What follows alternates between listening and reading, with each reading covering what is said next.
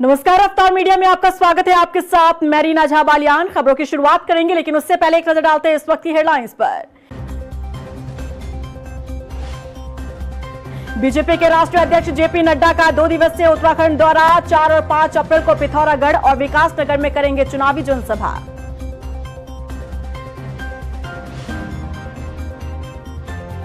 उत्तरकाशी में सीएम धामी ने किया जनसभा को संबोधित। कहा, बड़ी संख्या में जनता का मिल रहा बीजेपी को समर्थन। 5 सीटों पर खिलेगा कमल।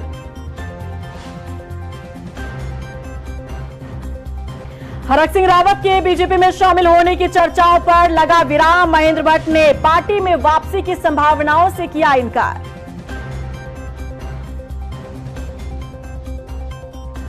हरिद्वार से टिकट कटने के बाद सांसद रमेश पोखरियाल निशंक का बड़ा बयान। पार्टी में जिम्मेदारी को बेताब। बड़ा सवाल, क्या प्रदेश अध्यक्ष की भूमिका निभाएंगे निशंक? लोकसभा चुनाव के प्रचार प्रसार में जुटे कांग्रेस उम्मीदवार। देवप्रयाग में प्रत्याशी गणेश गोदियाल का व्यापक जनसंपर्क, जीत का किया दावा।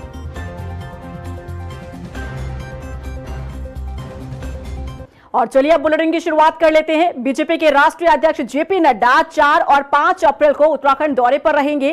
कल पिथौरागढ़ और विकासनगर में जेपी नड्डा चुनावी जनसभा को संबोधित करेंगे। इसके साथ ही टिहरी लोकसभा सीट की कोर कमेटी के साथ बैठक भी करेंगे। वहीं 5 अप्रैल को जेपी नड्डा हरिद्वार में त्रिदेव सम्मेलन में शिरकत करेंगे। हमारे राष्ट्रीय अध्यक्ष आदरणीय जेपी नड्डा जी का 2 दिवसीय प्रवास चुनाव की दृष्टि से उत्तराखंड में उनका प्रवास होने जा रहा है और 4 अप्रैल को पिथौरागढ़ में उनकी बहुत बड़ी जनसभा होने जा रही है। उसके पश्चात विकासनगर में, क्योंकि हिमाचल से लगा हुआ क्षेत्र है, वहाँ पर वो बड़ी जनसभा को संबोधित करने वाले हैं। इसके बाद टिहरी लोकसभा क्षेत्र की जो हमारी कोर कमेटी चुनाव की दृष्टि से बनाई गई है, उस कोर कमेटी की वो बैठक लेने वाले हैं। और 5 अप्रैल को हरिद्वार में जो हमारे त्रिदेव कहे जाते हैं भाजपा में, हमारे बूथ के अध्यक्ष, BLA 1, BLA 2 जो हमारी कमेटियां बनाई गई हैं, उनकी एक बड़ी सभा वो हरिद्वार में करने जा रहे हैं। उत्तरकाशी पहुंचे मुख्यमंत्री पुष्कर सिंह धामी ने भटवाड़ी में आयोजित रोड शो में शामिल हुए और इस दौरान सीएम धामी के साथ बड़ी संख्या में स्थानीय लोग भी शामिल हुए, जिसके बाद मुख्यमंत्री पुष्कर सिंह धामी ने जनसभा को संबोधित करते हुए कहा कि बीजेपी को जनता का भरपूर समर्थन मिल रहा है। मुख्यमंत्री ने कहा कि मोदी धामी के नेतृत्व में फिर एक बार उत्तराखंड की 5 सीटों पर कमल खिलेगा। इस दौरान सीएम धामी ने जनता से बीजेपी प्रत्याशियों के हक में वोट की अपील की। रुद्रपुर के बाद प्रधानमंत्री नरेंद्र मोदी की एक और रैली हो सकती है। गढ़वाल में ये रैली होने की बात सामने आ रही है। बीजेपी प्रदेश अध्यक्ष महेंद्र भट्ट का कहना है कि प्रधानमंत्री नरेंद्र मोदी की एक और जनसभा उत्तराखंड में होगी, जिसकी तारीख जल्द ही तय की जाएगी। बताया कि मोदी जी का एक और टेंटेटिव प्रोग्राम जो आने का वो कब तक है? देखिए 17 तारीख से पहले ही होगा, तिथि हम कल तक आपको बता देंगे। देखिए 17 तारीख से पहले ही होगा, तिथि हम कल तक आपको बता देंगे। पूर्व कैबिनेट मंत्री हरक सिंह रावत के बीजेपी में शामिल होने की चर्चाओं पर बीजेपी के प्रदेश अध्यक्ष महेंद्र भट्ट ने प्रतिक्रिया दी है। महेंद्र भट्ट का कहना है कि दूर दूर तक हरक सिंह रावत के भारतीय जनता पार्टी में शामिल होने की बात सामने नहीं आई है। महेंद्र भट्ट का कहना है कि हरक सिंह रावत का निष्कासन बीजेपी हाईकमान द्वारा किया गया, इसीलिए हाईकमान ही हरक सिंह रावत की वापसी को लेकर अंतिम फैसला करेगा। अभी हरक सिंह जी की ज्वाइनिंग का दूर दूर तक कोई प्रश्न खड़ा नहीं है। ये कहां से मीडिया चलाता है आप लोग जाने। हरक सिंह रावत जी का निष्कासन केंद्रीय टीम ने किया है, उनकी ज्वाइनिंग की निर्णय केंद्र नेतृत्व ही करेगा। जहां एक तरफ लोकसभा चुनाव से पहले कांग्रेस को एक के बाद एक झटके लग रहे हैं, तो वहीं बीजेपी का कुनबा लगातार बढ़ रहा है। इसी क्रम में कांग्रेस नेता SP सिंह ने बीजेपी का दामन थाम लिया। बीजेपी प्रदेश अध्यक्ष महेंद्र भट्ट ने SP सिंह और उनके समर्थकों को पार्टी की सदस्यता दिलाई। हरिद्वार में भी काफी कांग्रेस के नेताओं ने भारतीय जनता पार्टी का दामन थामा। प्रदेश अध्यक्ष महेंद्र भट्ट ने कहा कि ये सभी नेता PM मोदी और CM धामी के कार्यों से प्रभावित होकर पार्टी में शामिल हो रहे हैं। ये संस्था का क्रम मतदान के एक दिन पूर्व तक चलेगा। मुझे बताते हुए खुशी है कि भिन्न दलों के ऐसे प्रभावशाली लोग लगातार जुड़ रहे हैं। आज भी हरिद्वार के अंदर भी ज्वाइनिंग का कार्यक्रम था और यहाँ पर इंजीनियर SP सिंह जी ने हमारी पार्टी उनके अथाह समर्थकों के साथ ज्वाइन किया है। खासतौर पर जो हमारा अनुसूचित जाति का तबका है उसमें काम को बढ़ाने के लिए हम इंजीनियर साहब का सहयोग लेंगे। देखिए, बेसिकली तो मैं तो हार्डकोर टेक्नोक्रेट था एंड मेरी पोस्टिंग भी विदेशों में भी रही, इधर भी रही और काफ़ी एक सीनियर क्लास 1 ऑफिसर था। मेरे को अप्रोच किया गया था उस टाइम पे, मेरे को पार्टी में लाया गया था and I was given parliamentary ticket थे एट द टाइम। मैंने पार्लियामेंट का इलेक्शन लड़ा हरिद्वार से 99 में। लोकसभा चुनाव सिर पर है। ऐसे में एक तरफ जहां उत्तराखंड कांग्रेस अपनी सियासी जमीन बचाने की जुगत में लगी है, तो वहीं दूसरी तरफ एक के बाद एक पार्टी को झटके लग रहे हैं। टिकट बंटवारे से लेकर चुनाव की तारीखों के ऐलान के बाद तक भी कांग्रेस के नेता पार्टी का हाथ छोड़ बीजेपी को मजबूत करने में जुटे हैं। अब ऐसे में सवाल उठता है कि क्या कांग्रेस अपने नेताओं को संभाल नहीं पा रही है या फिर कांग्रेस नेताओं की पार्टी में कोई सुनवाई नहीं है। देखिए रिपोर्ट। उत्तराखंड कांग्रेस में मचा घमासान, पार्टी की राह नहीं दिख रही आसान। एक के बाद एक नेता छोड़ रहे कांग्रेस का साथ, ऐसे कैसे मजबूत होगा हाथ। लोकसभा चुनाव से ऐन पहले कांग्रेस को एक के बाद एक बड़े झटके मिल रहे हैं। जिन नेताओं कार्यकर्ताओं के बूते पार्टी अपनी सियासी जमीन बचाने की कोशिश में जुटी है, वही चेहरे कांग्रेस को झटका दे रहे हैं।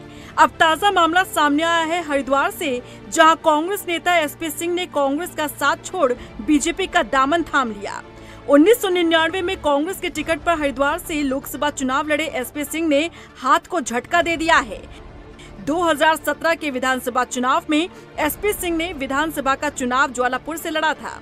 बीजेपी प्रदेश अध्यक्ष महेंद्र भट्ट ने पार्टी कार्यालय में एसपी सिंह और उनके समर्थकों को भारतीय जनता पार्टी की सदस्यता दिलाई।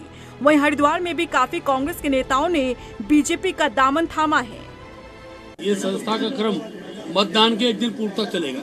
मुझे बताते खुशी है कि भिन्न दलों के ऐसे प्रभावशाली लोग लगातार जुड़ रहे हैं। आज भी हरिद्वार के अंदर भी ज्वाइनिंग का कार्यक्रम था और यहाँ पर इंजीनियर एसपी सिंह जी ने हमारी पार्टी उनके अथाह समर्थकों के साथ ज्वाइन किया है।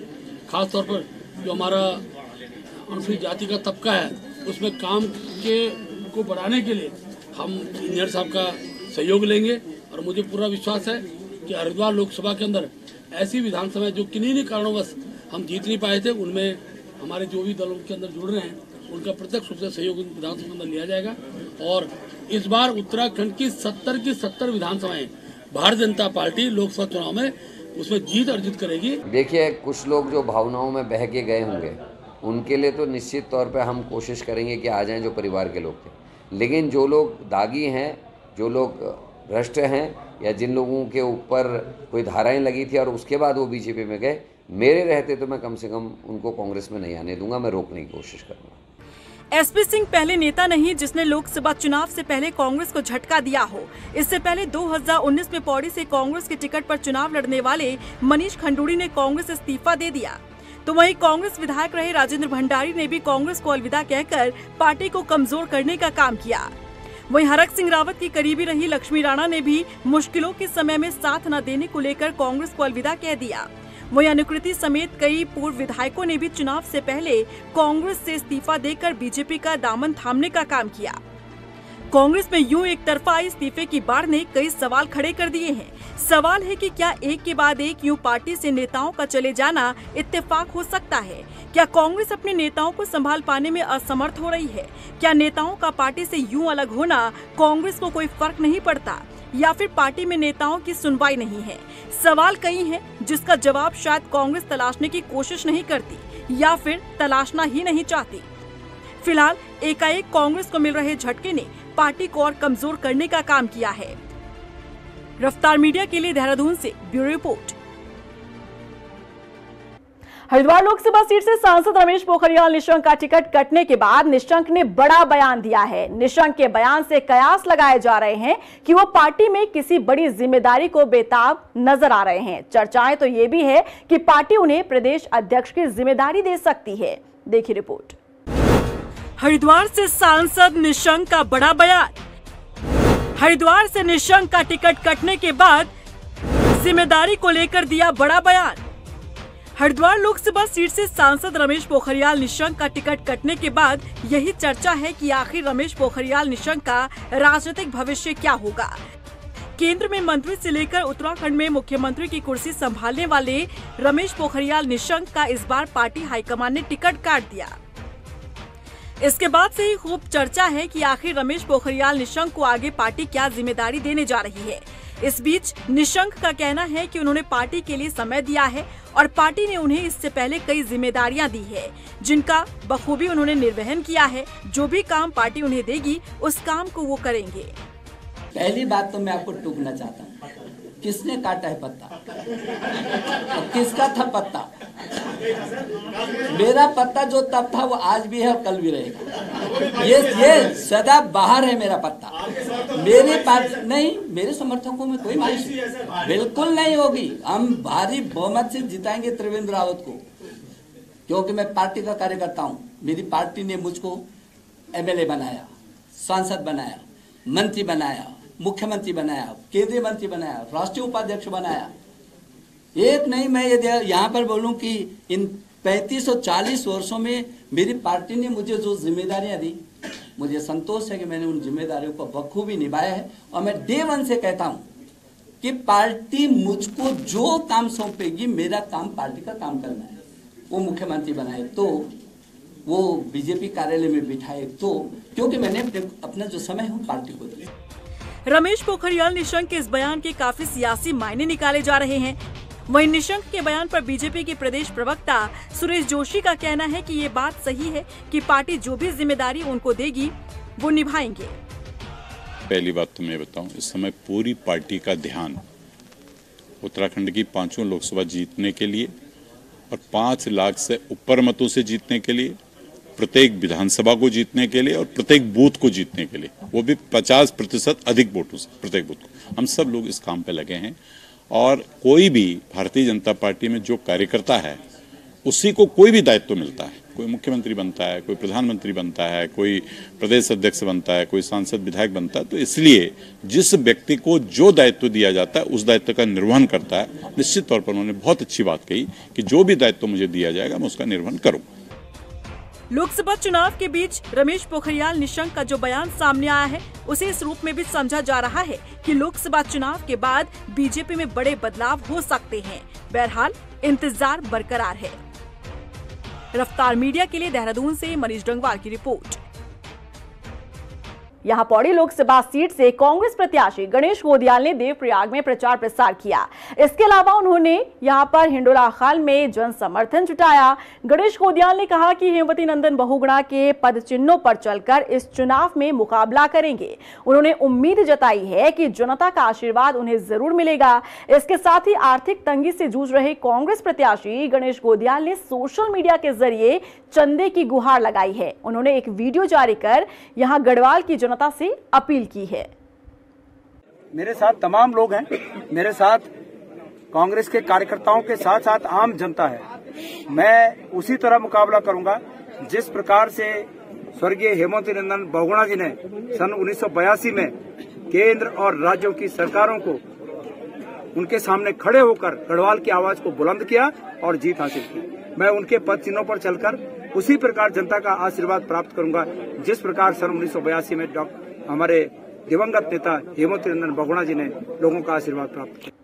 उधर रुद्रपुर में इंडिया अलायंस के संगठित दलों ने नैनीताल से कांग्रेस प्रत्याशी प्रकाश जोशी को समर्थन दिया है। समाजवादी पार्टी के राष्ट्रीय महासचिव जिया प्रियंका चौधरी ने सपा कार्यकर्ताओं से कांग्रेस प्रत्याशी प्रकाश जोशी के लिए प्रचार प्रसार की अपील की है। वहीं कांग्रेस के जिला अध्यक्ष हिमांशु गाबा ने बताया कि उत्तराखंड में जल्द ही कांग्रेस के दिग्गज नेताओं के दौरे होंगे।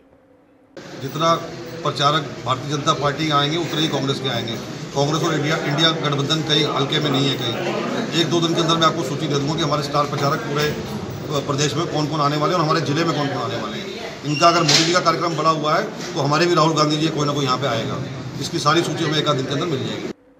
अल्मोड़ा पहुंचे यूथ कांग्रेस के प्रदेश अध्यक्ष सुमित बुल्लर ने कार्यकर्ताओं के साथ बैठक की। इसमें उन्होंने कार्यकर्ताओं से एकजुट होकर जनता के बीच जाने का आह्वान किया। आपको बता दें कि बुल्लर ने आज बीजेपी के साथ ईडी सीबीआई भी चुनाव लड़ रही है जिसको जनता समझ चुकी है, ये बातें कही। उन्होंने कहा कि अब बीजेपी से लोगों का मन भंग हो रहा है। गारंटियां देने का काम किया है। हमने राहुल गांधी जी ने, हमारे नेता राहुल गांधी जी ने, आदरणीय खड़गे जी ने एक घोषणा पत्र तैयार किया है कि हम किस प्रकार आने वाले समय में महिलाओं को सम्मान देने का काम करेंगे, युवाओं को न्याय दिलाने का काम करेंगे। उन सब तमाम मुद्दों को लेकर के जनता तक पहुंचने के क्रम में हम आज अल्मोड़ा पहुंचे हैं और इस क्रम के साथ साथ हम लगातार जो हमारी पुरानी मांगे हैं उनको दोहराने का काम कर रहे हैं, क्योंकि हमारी बहन अंकिता भंडारी को अभी तक न्याय नहीं मिल पाया, भर्ती घोटालों की लड़ाई अभी तक चल रही है और भी तमाम ऐसे मामले हैं जहां पर सरकार पूरी तरीके से नाकाम साबित हुई है। और हिंदुत्व की बात करने वाले ये लोग, हिंदुत्व के नाम पर वोट लेने वाले ये लोग केदारनाथ का सोना बेच करके खा गए, लेकिन कल प्रधानमंत्री यहाँ पर हमारे प्रदेश में आए, लेकिन उनके मुंह से एक शब्द तक नहीं निकला। टिहरी लोकसभा सीट से निर्दलीय प्रत्याशी के रूप में मैदान में उतरे बेरोजगार संघ के अध्यक्ष बॉबी पवार इन दिनों टिहरी जिले की विधानसभाओं में भ्रमण और जनसंपर्क कार्यक्रम कर रहे हैं। किन मुद्दों को लेकर बॉबी पवार चुनाव लड़ने जा रहे हैं, इसको लेकर बॉबी पवार से बातचीत की हमारे संवाददाता भारती सकलानी ने। लोकसभा चुनाव 2024 के नामांकन की प्रक्रिया खत्म हो गई है और टिहरी से सांसद जो निर्दलीय लड़ रहे हैं, युवाओं के चहेते बॉबी पवार इस वक्त हमारे बीच मौजूद हैं। तो बॉबी, पहले तो ये बताइए कि राजनीति में आने का कारण क्या है? कारण तो पूरा सिस्टम है, वो भ्रष्ट सिस्टम है, जिस सिस्टम ने हमारा रास्ता चेंज करेगा। राजनीति में आने का कारण ये वो परिस्थितियां हैं या वो प्रताड़नाएं हैं जो सरकार ने या इस सिस्टम ने हमें दी है। उत्तराखंड की वर्तमान में सबसे बड़ी कमी कौन सी लगती है आपको? क्या कमी है उत्तराखंड सरकार जो पूरी नहीं कर पा रही है?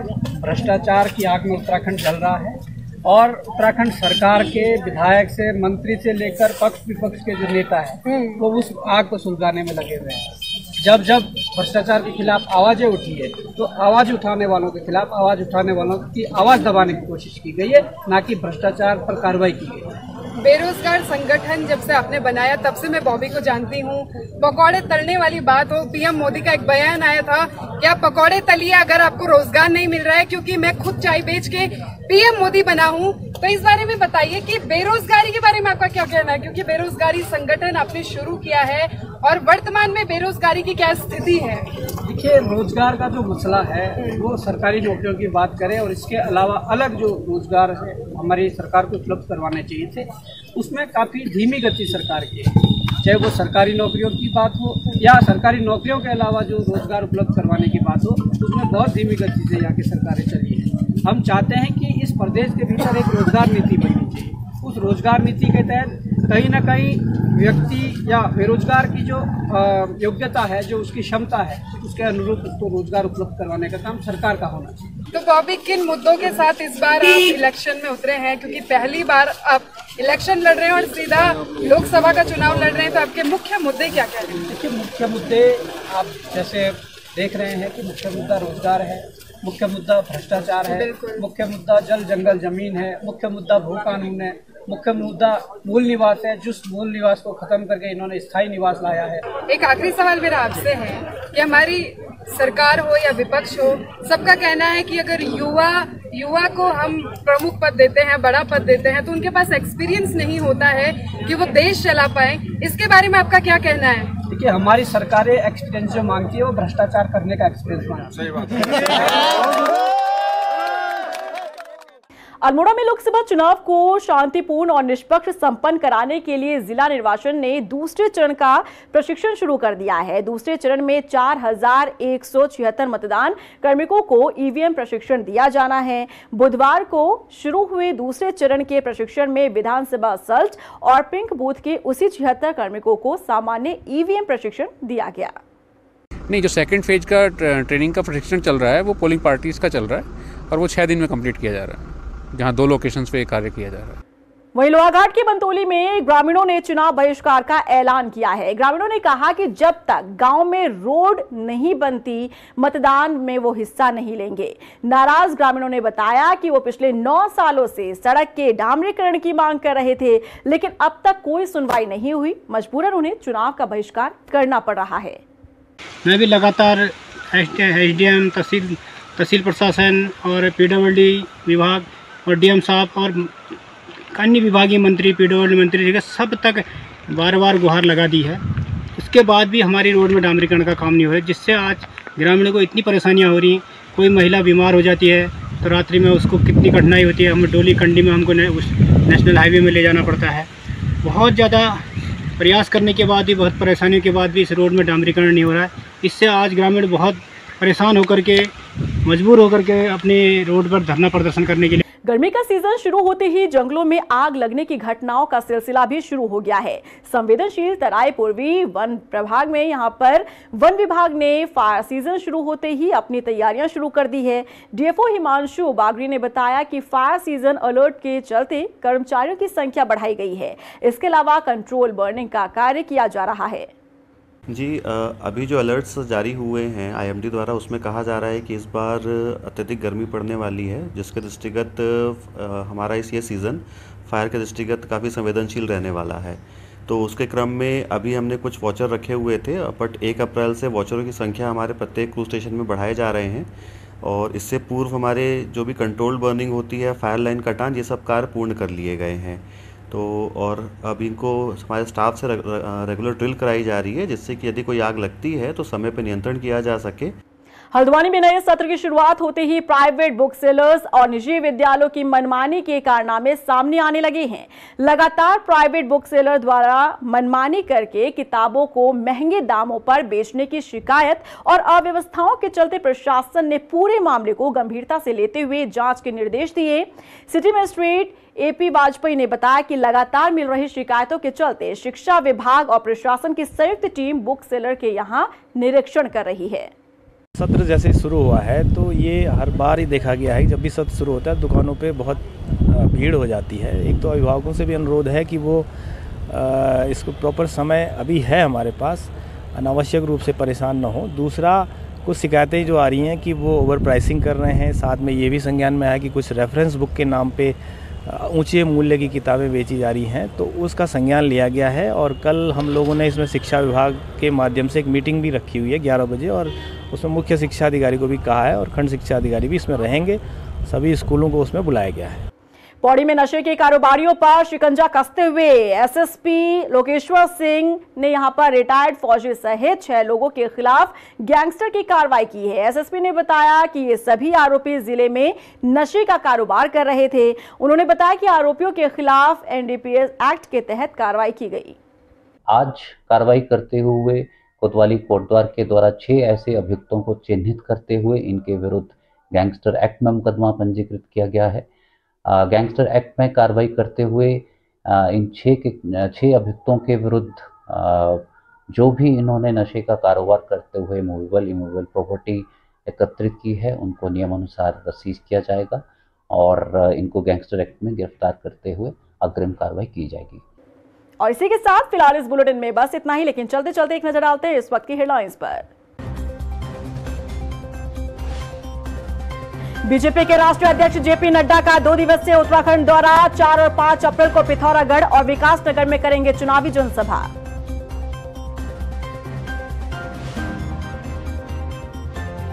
उत्तरकाशी में सीएम धामी ने किया जनसभा को संबोधित। कहा, बड़ी संख्या में जनता का मिल रहा बीजेपी को समर्थन, 5 सीटों पर खिलेगा कमल।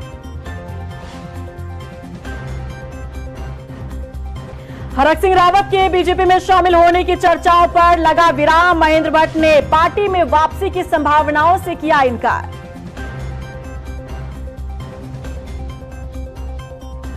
हरिद्वार से टिकट कटने के बाद सांसद रमेश पोखरियाल निशंक का बड़ा बयान। पार्टी में जिम्मेदारी को बेताब, बड़ा सवाल, क्या प्रदेश अध्यक्ष की भूमिका निभाएंगे निशंक।